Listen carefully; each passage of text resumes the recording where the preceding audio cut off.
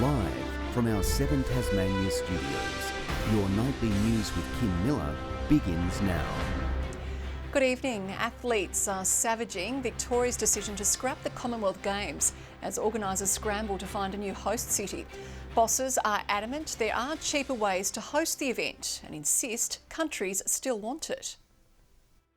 As the Commonwealth Games empire crumbles, the feeling for athletes is sinking in. It's one of those stepping stones and it's a major tournament that we don't get a whole lot of. Keely Frolling represents Australia in 3-on-3 basketball, a sport played at the Commonwealth Games. She says it's a huge part of an athlete's game plan. Any sort of that international experience leading into World Cup, Olympics is massive. Also bewildered, Commonwealth Games bosses in London who can't work out how Victoria came up with the $7 billion cost to run the Games, a wildly different figure to what they were provided in April. It was about 50% different from the figures that were in the paper, so they were billions. Victoria is now likely to foot a huge bill to break the contract. It is absolutely un-Australian to commit to something and then pull out, and not only pull out with no solution, they've just dropped the ball. I think the only solution now is for the Australian as a collective to step up and move events all over the country. On that, the state government remains a firm no.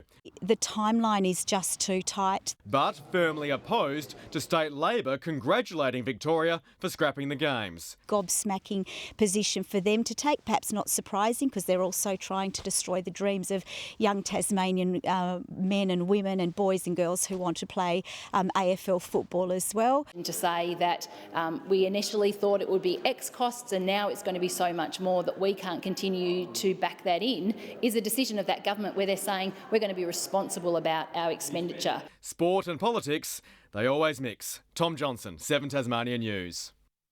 An off-duty paramedic and 2 nurses provided crucial aid to a motorcyclist after he was struck by a car on a busy Launceston street. He was knocked off his bike at the intersection of Cimetiere and Lawrence Streets just before 12:30. Police believe the crash occurred when a hatchback failed to give way at a red light. Inattention can be a cause of crashes that can be avoided, and obviously a motorcycle rider is a vulnerable road user. So we just ask all members of the public just to pay attention when they're on the road and keep each other safe. The rider suffered minor injuries and was taken to the Launceston General Hospital in a stable condition. The elderly driver of the car was treated by paramedics at the scene. A dramatic video has emerged of a dangerous close call on the Bass Highway at Somerset.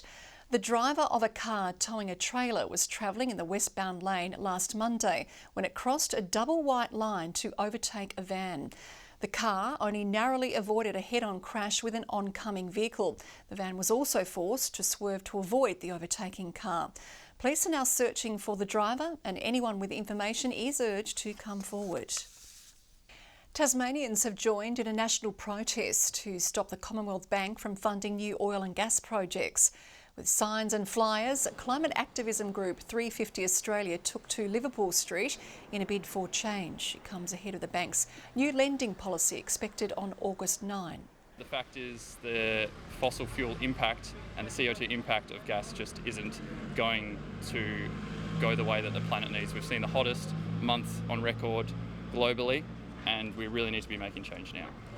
CommBank says it supports Australia's transition to a net zero economy by 2050 and will publish an updated climate report on its website next month.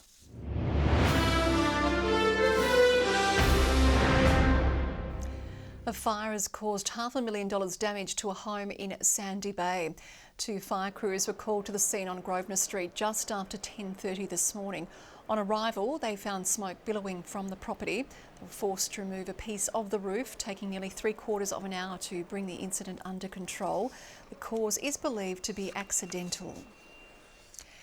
Pregnancy and infant loss can be one of the most traumatic experiences parents can go through. Now, a Tasmanian baby store has opened a dedicated space to support families dealing with loss, hoping to help break down stigma. To deal with loss, it takes a village. Here at Adore You Baby, a new section has now been created dedicated to specialised gifts and resources. It allows mothers like Emily and Crystal to be seen and heard, their story recognised. The silence is deafening when you lose a baby. Baby loss can happen to anybody. We never thought it would happen to us, that we'd lose our daughter. Each mother bravely forging their new normal, steering life after loss, creating tools to deal with the everlasting pain. Life after loss is very complex. There is so many layers to it. So I just wanted a space for other families to feel like they could connect with their baby. The new products in this Launceston store hoping to break down the stigma surrounding loss. People who've sustained a loss through pregnancy or infant loss have still had a baby. It's a human baby that people still want to celebrate. Now they can actually come into this store and lovingly pick something meaningful that's been created by bereaved families. It's a visible effort to allow loved ones to reassure them they aren't alone in their pain. It's about starting the conversation. It's not nice to have, but it's a reality. And stocking it in a baby store like this just goes such a long way to actually feel like you belong somewhere. Sharing the importance of saying their names. When your baby dies, you're still a parent. People forget that.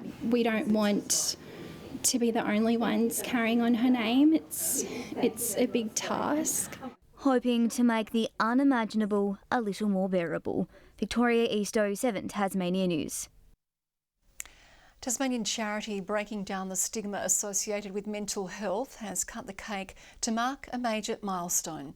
Speak Up, Stay Chatty is celebrating a decade of impact, with an athlete taking the festivities all the way to the top of Canunny, Mount Wellington.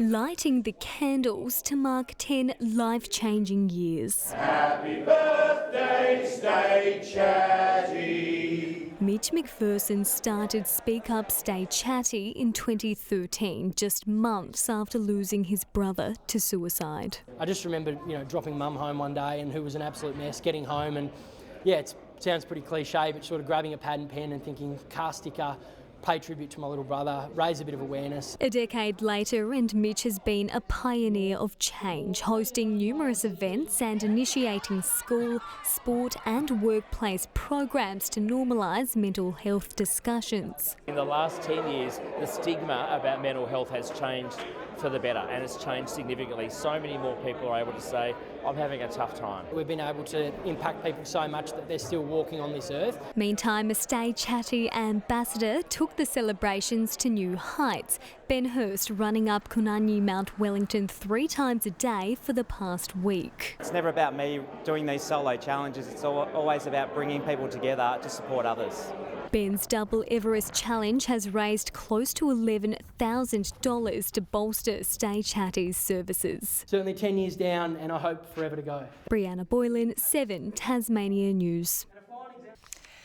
With just 24 hours left until the Women's World Cup kicks off, Tasmania's up-and-coming football stars are getting into the spirit of the event. Despite missing out on hosting teams or games, our state is still set to be represented at the tournament. 12-year-old Mila Gorringe lives, eats and breathes football. Playing for UTAS, her hero is rising Matilda star Mary Fowler. She's a forward, but she has a really good shot and she's only 20 years old, so it's really inspirational for her to get onto the Matildas that young. She will soon get within touching distance of her idol, selected as a flag bearer for Australia's World Cup clash with Canada in Melbourne. I'll be walking out with either the FIFA or Australia or Canada flag in front of the players. To be in and around these elite football players from all over the world, I think it's going to be a wonderful experience. Mila joining dozens of young girls this afternoon ahead of the World Cup kicking off. The gala event aimed at embracing the event, despite Tasmania being left off the map. It's about giving them an opportunity, harnessing that enthusiasm, trying to attract new girls to the sport. From getting a kick to playing with friends, today was a chance to score a few goals. Women's football was just amazing to watch and just be a part of. Makes me feel better about how I play and makes me want to keep going. Football Tasmania is expecting a 10% jump in interest, but faces a battle to manage that surge.